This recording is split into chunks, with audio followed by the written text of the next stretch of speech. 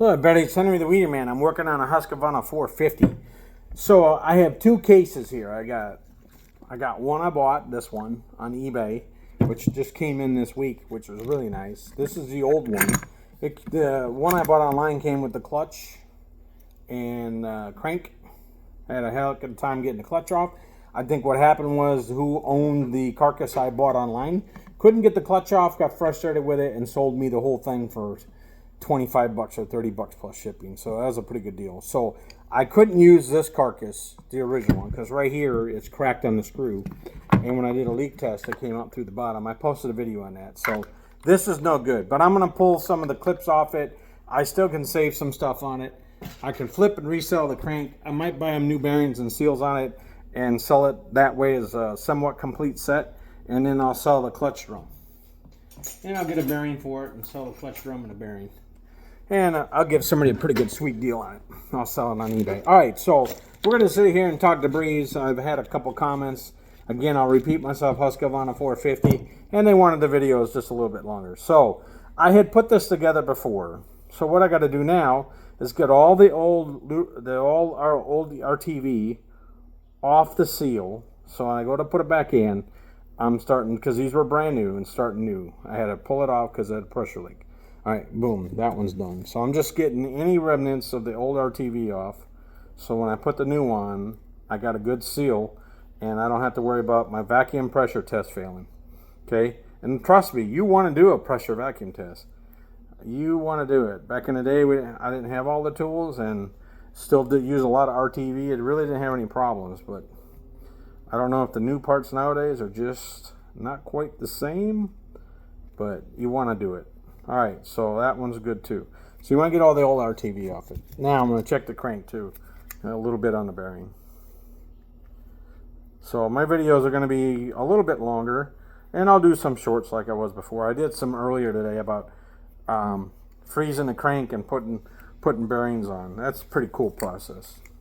I like doing it. I kind of get a little bit of high off it. It's kind of cool. So I got a buddy of mine. He's a machinist. Put a big yell out for Big Mike and Aaron, and we talk about it every morning, different processes I can do. And I was able to drill out a muffler on an HD131, which I posted a video, and I was able to do it and put new screws in it. I think I can recover that cylinder and save the customer another $100 bucks.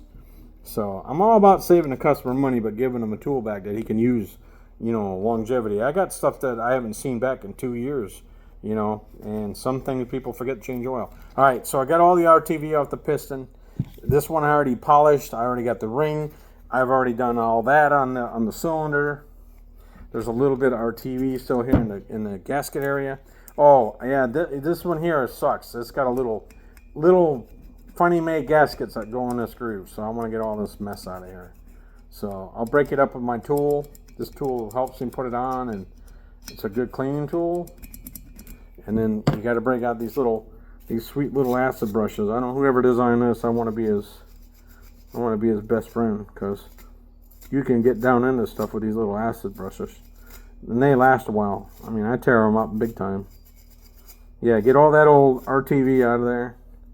Then I'll clean the cylinder out with a little bit of carburetor cleaner or brake cleaner, whatever your preference is. I do whatever's cheapest. Doesn't matter. I haven't seen no difference.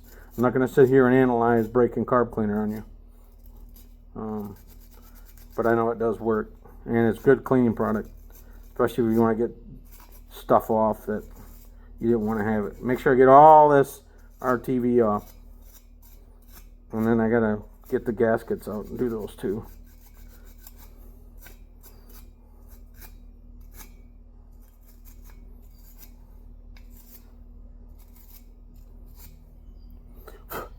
All right, hold on. I want to brake cleaner this out real quick.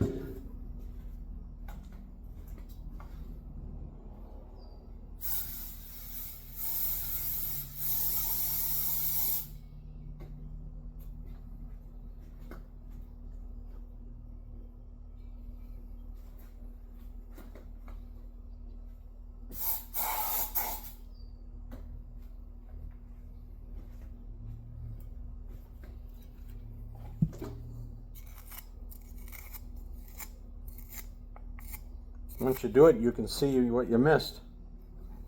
You know, there we go. Nice and clean. Nice and clean. Alrighty. Next thing is I'm going to go ahead and put the piston in. I don't want to put the RTV on yet. I got to lower the piston. Now, exhaust port. So exhaust is over here. I used a muffler to gap it. I made my own blank for the intake. Isn't that pretty cool? I left that on there. Heavy duty. Okay, so then you got to make sure you look at the arrow. A lot of times you can just, the arrow points that way, exhaust that way, boom. Next I'm going to go ahead and lube this up. You know what I like to do? It's already on my site. I don't even have to tell you anymore. If I do, then we got problems. Get that all up in there. Get it all on the piston. Alright, make that your best friend. Get it off your gasket area. Ain't gonna hurt the piston. I like a little extra when it starts up. Okay, it'll smoke a little bit, smell kind of funky, but the nice thing is you're allowing that gas to get whacked in down in there, and so that it can do its job. Okay, so I know where the arrow is. I see the arrow. Arrow's pointing that way. Got it.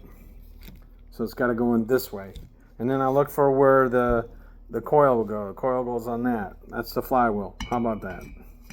Now this you work in, it's tapered, so when you put this in, it's going to push the piston ring in for you. And how about that? The piston ring's locked in. I have it on the detent where it belongs. I'll bring it down. The bearings sit nice. I'll check it. It rolls nice. I had done this one before, so go ahead and take my glove off. Close up my Permatex. Let me close up my 2-in-1 oil I used for honing earlier. I'll spill it. I'm good at spilling things. Alright, that's it. I'm going to pull this back up a little bit. I'm going to slide the seal on. Make sure it goes the right way. Always spring towards the engine. This one has a little bitty lip. You can work it on it a little bit. Be careful with it. You don't roll that ring. Didn't roll it. And then I'm going to get ready for the RTV. Alright. That's it. That's a Husqvarna 450 reassembly, getting the piston back into the cylinder. And I got my bolts all lined up, ready to go too. And that'll be the next step, is putting our TV on the clam and putting this monster back together and letting it sit. I want to have it ready for retest. There's my bolts. Alright, I'll get my tools ready and I'll turn this video off and I'll start a new one. Hey, I want everybody to have a great weekend. Be safe out there. Don't be stupid. And all this crazy stuff that's going on in the world, you guys got to stop it. All right? That's my last pitch. You guys have a great weekend. Henry Weiderman out.